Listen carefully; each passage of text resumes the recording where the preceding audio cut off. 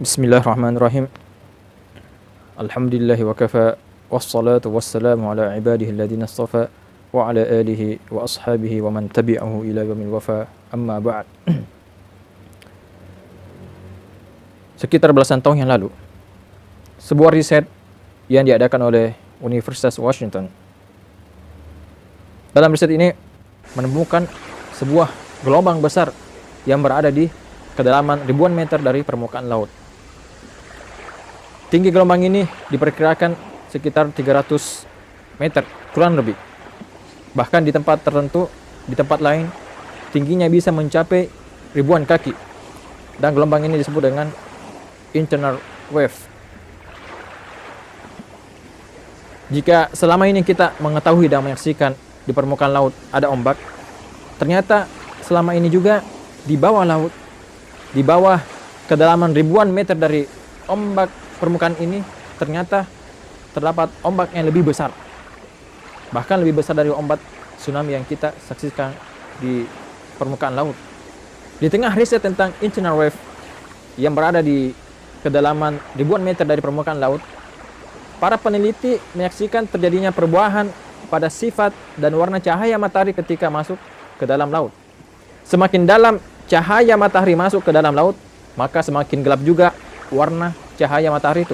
Sama halnya ketika kita menyaksikan cahaya matahari.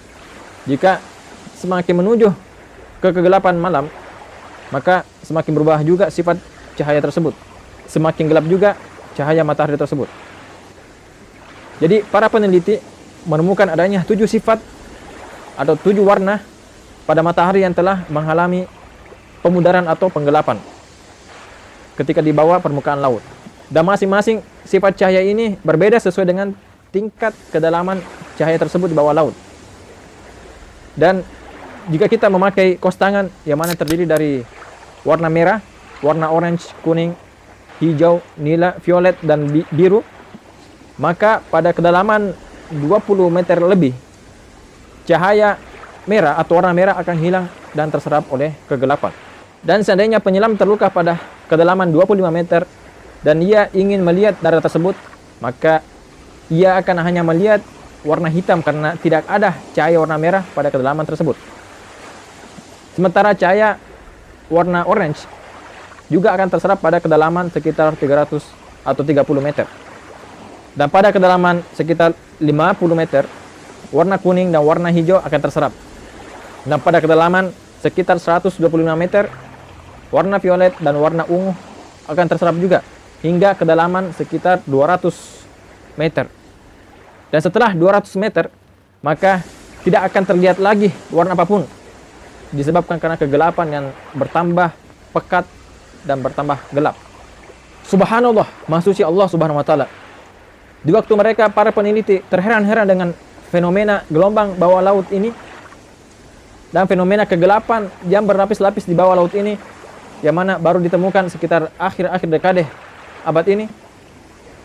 Tapi di waktu yang bersama mereka tidak tahu, atau mungkin pura-pura tidak tahu, bahwa hal itu telah dijelaskan secara mendetail, secara terperinci di dalam sebuah risalah yang dibawa oleh seorang nabi, yang dibawa oleh seorang rasul sekitar 1400 tahun yang lalu. Yang mana rasul ini, nabi ini buta huruf, tidak bisa membaca. Bahkan dia tidak pernah sama sekali ke laut atau mengendarai perahu di atas laut.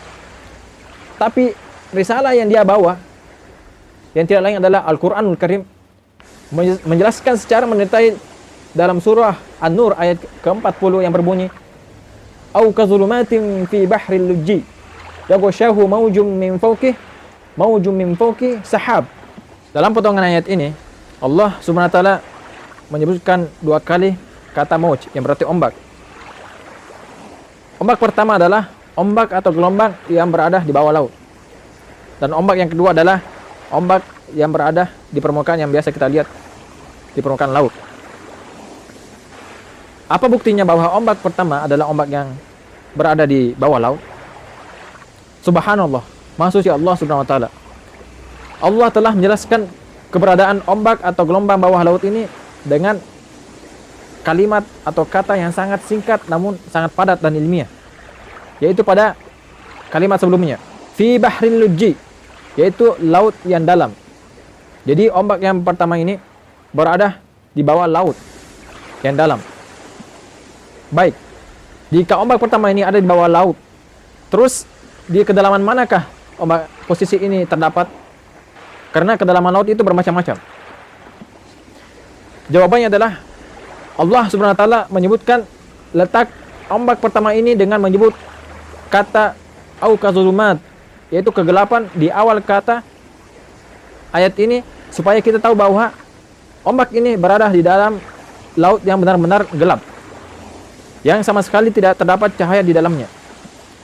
Gambaran ini sangat tepat seperti yang digambarkan, ditemukan oleh para peneliti bahwa letak ombak atau gelombang internal wave ini berada di kedalaman ribuan meter dari permukaan, yang sudah pasti cahaya matahari tidak akan sampai pada kedalaman tersebut.